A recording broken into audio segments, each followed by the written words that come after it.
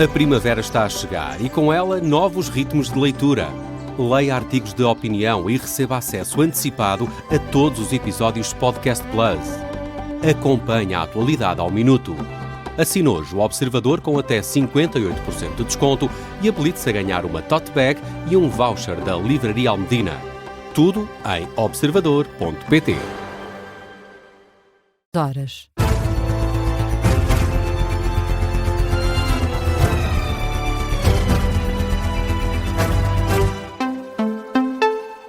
As notícias com Beatriz Félix. Bom dia, vamos às notícias na Rádio Observador. É um ultimato lançado na última noite. Donald Trump deu 48 horas ao Irão para reabrir totalmente o Estreito de Hormuz. Senão, os Estados Unidos vão obliterar centrais elétricas iranianas. O ultimato foi deixado na rede social Truth Social, em que Donald Trump diz que, no caso do Irão não ceder, promete avançar com o ataque e a destruição das centrais elétricas do país, a começar por aquelas que tenham a maior capacidade. Em resposta, o Irão ameaça retaliar caso as infraestruturas energéticas sejam de facto atacadas. É o que consta de um comunicado divulgado pelos meios de comunicação estatais iranianos que citam um porta-voz militar do Irão, que diz que se a infraestrutura de combustível e energia do Irão for atacada pelo inimigo, então toda a infraestrutura de energia e tecnologia de informação e também as estações de dessalinização que pertencem aos Estados Unidos e a Israel vão ser alvo de ataques. Também, durante a noite, numa entrevista à Sky News, o porta-voz do Ministério dos Negócios Estrangeiros do Irão, Ismail Baqei, afirmou que os agressores que iniciaram o ataque devem cessá-lo primeiro, antes de obterem qualquer resposta de Teherão. E durante esta madrugada, os ataques foram constantes. No Médio Oriente foi atingida uma base militar perto do aeroporto de Bagdade, no Iraque. É o que avança a imprensa estatal iraniana. Trata-se de um novo ataque a esta base que já tinha sido utilizada em tempos pelas Forças Armadas norte-americanas. Já a resistência islâmica no Iraque diz ter levado a cabo 21 ataques contra bases norte-americanas em todo o país e em toda a região nas últimas 24 horas. O grupo diz ter utilizado dezenas de drones e foguetes para executar estes ataques. E no centro de Israel foram ouvidas várias explosões depois de ter sido dado o alerta de mísseis iranianos a caminho. Ainda assim, o Serviço Médico de Emergência israelita ainda não consegue para já avançar com relatos imediatos e precisos sobre o possível número de vítimas deste ataque.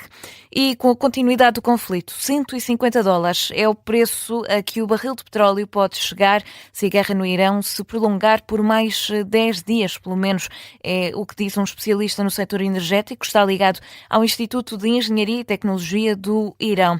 Mahdi Arab Sadegh explica que o encerramento do Estreito de Hormuz pelo Irão a navios inimigos impediu que passassem 21 milhões de barris de petróleo por dia desde o início da guerra, desde o final de fevereiro, o que afetou drasticamente o abastecimento. Antes do conflito, o preço por barril era de $65, mas depois do encerramento do Estreito de Hormuz, rapidamente se registra uma subida do preço do barril, com os preços a serem fixados em mais de $100, $119 precisamente. É um impacto que se verifica, apesar dos esforços dos Estados Unidos para tentar manter os preços mais baixos, com medidas como a suspensão temporária das sanções sobre as compras de petróleo iraniano retido no mar. E mudamos de tema. Falamos da censura à deputada socialista Eva Cruzeiro, que está a ser contestada por vários deputados dentro e fora do PS. Entre os socialistas, Margarida Marques manifestou apoio à deputada e Tiago Barbosa Ribeiro criticou publicamente a censura, sublinhando que não foi o Parlamento, mas sim um deputado do PSD propôs o relatório. O documento que sustenta a censura foi redigido por Hugo Carneiro, é vice-presidente da bancada do PSD, e concluiu que Eva Cruzeiro desrespeitou deveres fundamentais dos deputados. Em causa, um episódio em que a deputada socialista chamou racistas a deputados do Chega. Ora, o social-democrata, que tem sido o principal alvo das críticas, já reagiu reagiu na rede social X e defende o conteúdo do relatório. As reservas à decisão não se limitam ao campo socialista.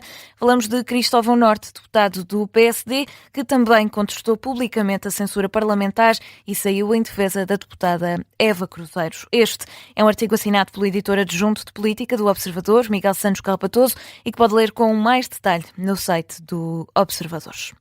E ontem, mais de 1000 pessoas saíram à rua em Lisboa para exigir o direito à habitação e respostas ao aumento dos preços das casas.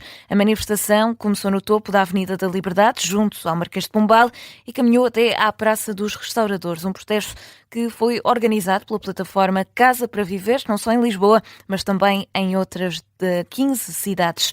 Os partidos marcaram presença no protesto de sábado em defesa do direito à habitação.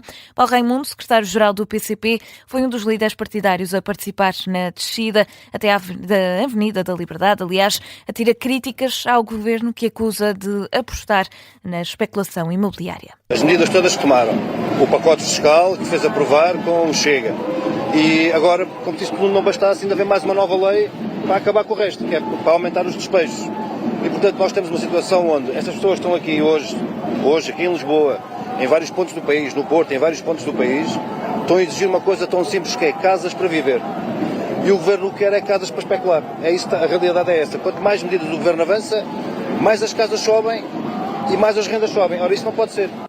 José Manuel Pureza, coordenador do Bloco de Esquerda, exige coragem ao Executivo para limitar o valor das rendas. A curto prazo o Bloco foi sempre dizendo que era preciso estabelecer limites às rendas, sobretudo numa altura em que a especulação é absolutamente, fora de controlo. E, portanto, a coragem do Governo passa por aí. E o Governo está a dar os sinais contrários em relação a isso. E sem um parque público robusto, não há regulação do mercado que possa acontecer. E ainda é necessário, evidentemente, que haja uma política de crédito à habitação que tenha regras e regras muito disciplinadas. Já Paulo Moacho, deputado do LIVRE, diz que o Governo tem de mudar de estratégia. Nós aquilo que temos visto é o Governo a apresentar pacotes relativamente à habitação sucessivos, mas quando olhamos para os indicadores, todos eles estão a piorar. O valor das rendas, o valor do preço da habitação por metro quadrado, o número de despejos, está tudo a piorar. E a dada altura o Governo tem que parar e pensar se efetivamente quer continuar a seguir este caminho que tem seguido. Nós estamos a chegar a um ponto no nosso país em que nós estamos a assistir ao regresso aos bairros de barracas nas periferias das nossas cidades e, portanto, estamos a voltar ao ponto em que estávamos nos anos 90, no início dos anos 2000, e isso é inaceitável. Os três partidos, PCP, Bloco de Esquerda e LIVRE, estão alinhados. Dizem que o Governo está a responder à crise da habitação com medidas que beneficiam o mercado e não as pessoas. Há tempo ainda para falar de desporto e começamos com o Benfica, que ontem venceu o Vitória por 3-0 no Estádio da Luz, num jogo a contar para a jornada 27 da Primeira Liga. Foi com golos de Prestiani e Pavlidis, do lado das Águias, e também um autogolo de Mukendi. No final, o técnico dos encarnados, José Mourinho, admitiu que, apesar do resultado, a partida não foi fácil. O jogo teve um período difícil para nós, teve um período em que o Vitória, na primeira parte, teve ali uns 20 minutos em que, sem nos ameaçar muito, mas criou-nos imensos problemas. Foi difícil para nós pressionar, foi difícil para nós roubar bola, foi difícil para nós ter iniciativa e mérito para eles que conseguiram transformar o jogo. O jogo no início parecia fácil. Eu, depois do 1-0, pensei vai chegar o segundo, vai chegar o terceiro, e não chegou o segundo nem o terceiro, e chegou domínio da parte do Vitória, que fez uma boa vintena de minutos na primeira parte com muita qualidade. José Mourinho, em declarações à Benfica TV, já o treinador do Vitória, Gil Lameiras, disse estar orgulhoso dos jogadores, mas admitiu também que a equipa cometeu alguns erros. Não podemos neste nível dar as bolas que demos, e isso traduziu-se em golos para o Benfica, porque o Benfica é uma equipa com muita qualidade individual e estes erros pagam-se caros nos jogos, mas não poderia deixar de dizer que estou muito orgulhoso daquilo que os meus jogadores fizeram, pela personalidade que se mantiveram dentro de campo, por aquilo que depois estarmos a perder, a forma como fomos à procura do empate, mesmo depois já com 2-0, a mesma situação. Treinador do Vitória, Gil Lameiras, em declarações à Benfica TV. Benfica 3, Vitória 0. Foi o resultado final do jogo de ontem na Luz. E hoje o futebol continua com outras equipas. O Sporting joga com o Alverca e Rui Borges admite mudanças na equipa. O treinador dos Leões admite que a eliminatória com o Bodo Glimt na Liga dos Campeões deixou marcas e provocou o cansaço que dita estas mudanças para hoje. Rui Borges sublinha ainda que o Alverca é sinónimo de dificuldades. Será uma tarefa difícil por tudo que foi o jogo do Bodo, por tudo que é a equipa do Alverca também, e que tem crescido nesse sentido, até mesmo neste ano 2026, por isso será um jogo difícil, em termos de perceber até amanhã também em termos físicos, não só físicos, a parte mental também conta muito naquilo que é a recuperação, por isso o desgaste foi enorme, aqui o mais importante é esse, é recuperá-los e ligá-los ao máximo naquilo que é a exigência do jogo do Alverca. O duelo entre a equipa do Ribatejo e os Leões está marcado para as 6 da tarde no campo do Alverca. E ainda hoje o Futebol Clube do Porto também entra em campo, mas com o Sporting de Braga. Francesco Farioli diz que é a partida mais complicada até ao final da temporada, já que é o grande jogo desta jornada. Por isso, na antevisão da partida, o treinador portista assume a importância deste encontro, mas recusa que seja decisivo. Ainda assim, é o que mais preocupa a Francesco Farioli. Can you remind me how many games are missing? 8. Consegue recordar-me quantos jogos faltam? 8. A resposta está aí. São 24 pontos ainda em falta. É claro que o Sporting de Braga é um adversário muito forte, não podemos negá-lo, mas a corrida é longa. Vamos passo a passo. Este vai ser um passo importante, sim, totalmente, mas não vai ser decisivo. But it's not going to be a decisive one.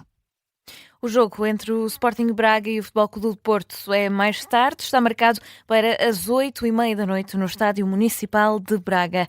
Ambos os jogos marcados para hoje, do Porto e do Sporting, contam com a emissão especial de desporto, com o relato e análise para ouvir em direto aqui na Rádio Observadores. Chega ao fim este noticiário, edição das 6 da manhã. A informação fica por aqui, mas está de regresso daqui a pouco às 6h30 com a síntese de notícias.